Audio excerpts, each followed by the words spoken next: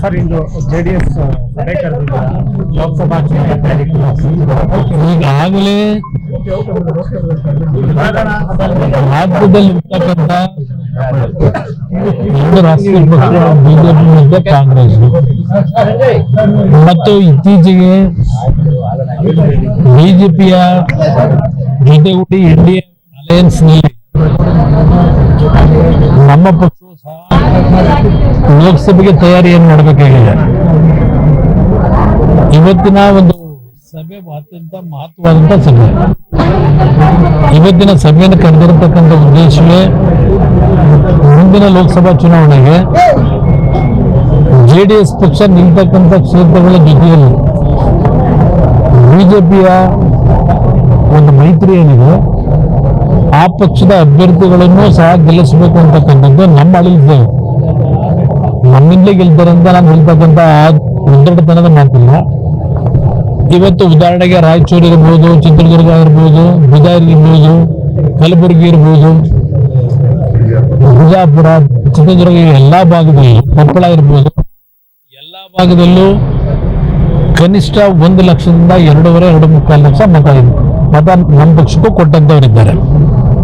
ಅದರಿಂದ ಇಲ್ಲಿ ಎರಡೂ ಪಕ್ಷಗಳ ಒಂದು ಮೈತ್ರಿಯ ಉದ್ದೇಶವೇ 28ಕ್ಕೆ 28 ಕ್ಷೇತ್ರಗಳಲ್ಲೂ ಈ ಬಾರಿ ಮೈತ್ರಿ ಪಕ್ಷದ ಅಭ್ಯರ್ಥಿಗಳು ಗೆಲ್ಲಬೇಕು ಅಂತಕ್ಕಂಥದ್ದು.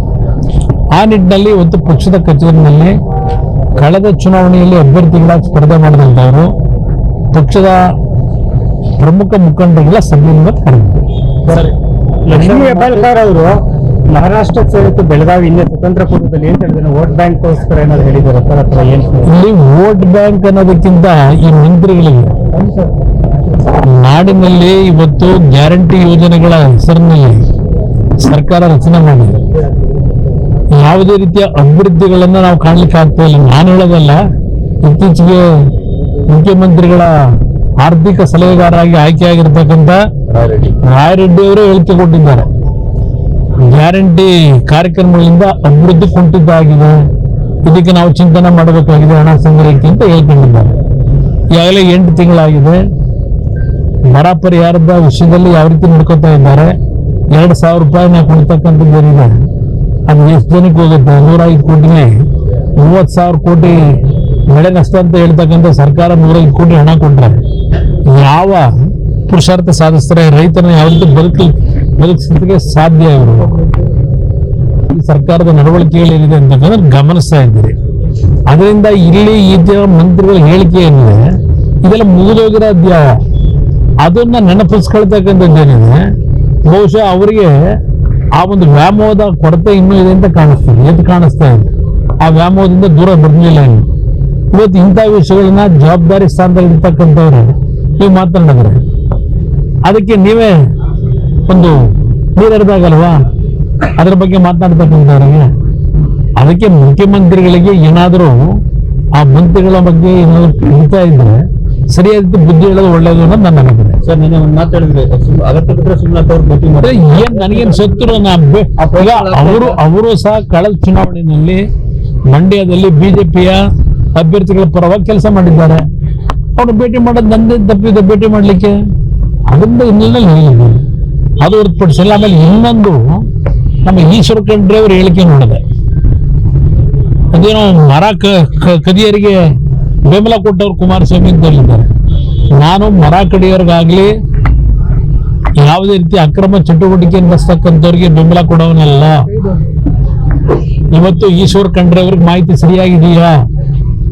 ಈಶ್ವರ ಖಂಡ್ರೆ ಅವರೇ ಕರೆದಂತ ಸಭೆಯಲ್ಲಿ 40 ಜನ ಅಧಿಕಾರಿಗಳೇನಿದ್ರು, ಹಿರಿಯ ಅಧಿಕಾರಿಗಳು ಈ ಪ್ರಕರಣಕ್ಕೆ ಸಂಬಂಧಪಟ್ಟ ಹಾಗೆ 5 ಜನ ನೀವೇನು ಸಸ್ಪೆಂಡ್ ಮಾಡಿದ್ದೀರಿ ಅಧಿಕಾರಿಗಳನ್ನ, ಅದ್ರ ಬಗ್ಗೆ ನಿಮ್ಗೆ ಏನ್ ಸಲಹೆ ಕೊಟ್ರು ಅಧಿಕಾರಿಗಳು ಆ ಸಭೆಯಲ್ಲಿ? A1 A2 ಆರೋಪಿಗಳು ಬೇರೆ, ಇವರ ಮೇಲೆ FIR ಇಲ್ಲ. ಯಾರು ವಿಕ್ರಮ್ ಸಿಂಗ್ ಮೇಲೆ FIR ಹಾಕಿಲ್ಲ. ಆರೋಪಿಗಳನ್ನ A1 A2 ಆರೋಪಿಗಳನ್ನ ಆಫೀಸರ್ಸ್ ನ ಕಚೇರಿ ಒಳಗೆ ಬೇಲ್ ಕೊಟ್ಟು ಕಳಿಸ್ಬಿಡ್ತೀರಿ. ಇವ್ರನ್ನ ಕರ್ಕೊಂಡೋಗಿ ಅರೆಸ್ಟ್ ಮಾಡಿ ಮ್ಯಾಜಿಸ್ಟ್ರೇಟರ್ ಮುಂದೆ ತಗೊಂಡೋದ್ರಿ. ಮ್ಯಾಜಿಸ್ಟ್ರೇಟರ್ ನಿಮ್ಗೆ ಏನ್ ಹೇಳಿದ್ರು? ಹಾಗಿದ್ರೆ ಮರ ಕಡಿಯದ ವಿಷಯದಲ್ಲಿ ಕ್ರಮ ತಗೋಬಾರ್ದಂತ ಹೇಳಿದ್ದಾರಲ್ಲ, ಇದಕ್ಕಿಂತಲೂ ಅತ್ಯಂತ ಗಂಭೀರವಾದಂತ ಪ್ರಕರಣಗಳನ್ನ ಕೊಡ್ಲಿಕ್ಕೆ ತಯಾರಾಗಿದ್ದಾನೆ. ಈಶ್ವರ ಖಂಡ್ರೆ ಅವರೇ ಆಕ್ಷನ್ ತಗೋತೀರಾ? ತರೀಕೆರೆನಲ್ಲಿ ಸರ್ಕಾರದ ಇದರಲ್ಲಿ ಅರಣ್ಯ ಇಲಾಖೆ ಭೂಮಿಲಿ ಮರ ಕಡಿದು ನಿಮ್ಮ ಅಧಿಕಾರಿಗಳೇ ಎಷ್ಟು ಜನ ಅದರಲ್ಲಿ ಆ ಮರ ಕಡಿಯೋದ್ರಲ್ಲಿ ಇನ್ವಾಲ್ವ್ ಆಗಿದ್ದಾರೆ. ಆ ಮರ ಕಡ್ದ ಅರ್ಧ ಭಾಗ ಯಾವ ಶಾಸಕರ ಮನೆಗೋಯ್ತು ಮನೆ ಕಟ್ಟಕ್ಕೆ ಗೊತ್ತಿಲ್ಲ ನಿಮಗೆ? ಯಾವ ಶಾಸಕರ ಮನೆಗೋಯ್ತು ತರೀಕೆರೆಯಲ್ಲಿ? ಏನಾದ್ರು ಆಕ್ಷನ್ ತಗೊಂಡಿದ್ದೀರಾ? ವೀರಾಜಪೇಟೆನಲ್ಲಿ ರೋಸ್ ವುಡ್ಡು, ಪೀಕು ಇದೆಲ್ಲ ಕದ್ದು ಕಳೆದ 2-3 ವರ್ಷದಿಂದ ಏನು ಸಾಗಾಣಿಕೆ ಆಗಿದೆ. ಆಗಸ್ಟ್ ತಿಂಗಳಿನಲ್ಲಿ ನಿಮ್ಮ ಕಚೇರಿಗೆ ಹಿರಿಯ ಅಧಿಕಾರಿಗಳು ಇದರಲ್ಲಿದ್ದಂತಹ ಕಡತಗಳು, ಕಾಗದ ಪತ್ರಗಳು ಎಲ್ಲ ಕಾಣೆಯಾಗಿದೆ. ಇದರ ಬಗ್ಗೆ ಗಂಭೀರವಾಗಿ ಸರ್ಕಾರ ತೆಗೆದುಕೋಬೇಕು, ಆಕ್ಷನ್ ತಗೋಬೇಕು ಅಂತ ಹೇಳಿ ಕೋಟ್ಯಾಂತರ ರೂಪಾಯಿ ಮೆಟೀರಿಯಲ್ ಸರ್ಕಾರದ ರೋಸ್ ವುಡ್, ಟೀಕ್ ವುಡ್ ಅನ್ನ ಕದ್ದಿದ್ದಾರೆ. ಏನ್ ಆಕ್ಷನ್ ತಗೊಂಡ್ರಪ್ಪ? ಇಲ್ಲಿ ಹೇಳಿದ್ರಲ್ಲ, ಏನು 12 ದಿನದಲ್ಲಿ ಶರವೇಗದಲ್ಲಿ ಅಧಿಕಾರಿಗಳು ಆಕ್ಷನ್ ತಗೊಳ್ಳಿಲ್ಲ ಅಂತ ಸಸ್ಪೆಂಡ್ ಮಾಡಿದ್ದೀನಿ ಅಂತ ಹೇಳ್ತಾ ಇದ್ದೀರಿ ಅಲ್ವೇ ಈಶ್ವರ ಖಂಡ್ರೆ ಅವರೇ? ಬೇಕಾ ನಿಮ್ಗೆ ವಿರಾಜಪೇಟೆಗೂ? ಆಗಸ್ಟ್ ತಿಂಗಳಲ್ಲಿ ನಿಮ್ ಮುಂದೆ ಫೈಲ್ ಬಂದಿದೆ. ರೋಸ್ ವುಡ್ ಕಳ್ತನ ಆಗಿರೋದು, ಕದೀತಾ ಇರೋದು, ಎಷ್ಟು ಜನ ಮಾಡಿದ್ದಾರೆ ಅಂತೇಳಿ ಎಲ್ಲ ಅಂಕಿಅಂಶ ಇಟ್ಟಿದ್ದಾರೆ. ಯಾಕೆ ಇವತ್ತವರೆಗೆ ಆಕ್ಷನ್ ಇಲ್ಲ? ಎಲ್ಲ ಚರ್ಚೆ ಮಾಡೋಣ. ನಾನೇನು ದಾಖಲೆಗಳಿಂದ ಮಾತಾಡಲ್ಲ. ಯಾವ ಶಾಸಕರ ಮನೆ ಹೋಗಿದೆ ಸರ್ ಎಲ್ಲ? ಕೇಳ್ಕೊಳ್ಳಿ ಅವ್ರನ್ನೇ. ಯಾಕೆ ಅದನ್ನ ಸೈಲೆಂಟ್ ಆಗಿಟ್ಟವ್ರೆ ಅಂತ. ಸರ್, ರಾಮ ಮಂದಿರಕ್ಕೆ ನೀವು ಮತ್ತು ದೇವೇಗೌಡರು ಇನ್ವಿಟೇಷನ್ ಬಂದಿದೆ. ದೇವೇಗೌಡರ ಆರೋಗ್ಯದ ಪರಿಸ್ಥಿತಿಗಳ ಆಧಾರದ ಮೇಲೆ ತೀರ್ಮಾನ ಮಾಡ್ತೀವಿ.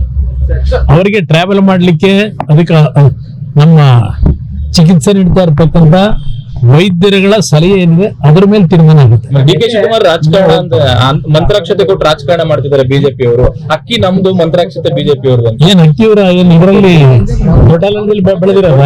ಇಲ್ಲ ಸರ್, ದೊಡ್ಡಹಳ್ಳಿಯಲ್ಲಿ ಬೆಳೆದು ಕಳಿಸಿರೋ ಅಕ್ಕಿನ ಅದು. ಡಿ ಕೆ ಶಿವಕುಮಾರ್ ಅವರು ರಾಮ ಮಂದಿರಕ್ಕೆ ನಮ್ಮನ್ನು ಕರೆದಿಲ್ಲ ಅಂತ ಹೇಳಿದ್ರು.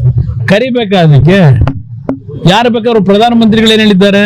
ಅವತ್ತಿನ ದಿನ ಬಹಳ ದೊಡ್ಡ ಮಟ್ಟದಲ್ಲಿ ರಶ್ ಇರ್ತಕ್ಕಂಥದ್ದು ಏನಿದೆ, ಪ್ಯಾನಿಕ್ ಆಗೋದು ಬೇಡ.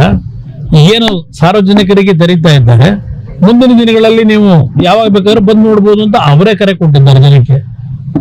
ಯಾರು ಬೇಕಾದ್ರೂ ಹೋಗ್ಬೋದು, ಅದಕ್ಕೇನು ಪರ್ಮಿಷನ್ ಬೇಕಾ? ಅವತ್ತಿನ ದಿನದ ಕಾರ್ಯಕ್ರಮ ಸ್ವಲ್ಪ ದೊಡ್ಡ ಮಟ್ಟದಲ್ಲಿ ಜನ ಸೇರಿದ್ರೆ ಅಲ್ಲಿ ಸಮಸ್ಯೆಗಳಿದೆ ಅಂತಕ್ಕಂಥ ಇಲ್ಲಿ ರಿಸ್ಟ್ರಿಕ್ಟ್ ಮಾಡ್ಕೊಂಡಿದ್ದಾರೆ.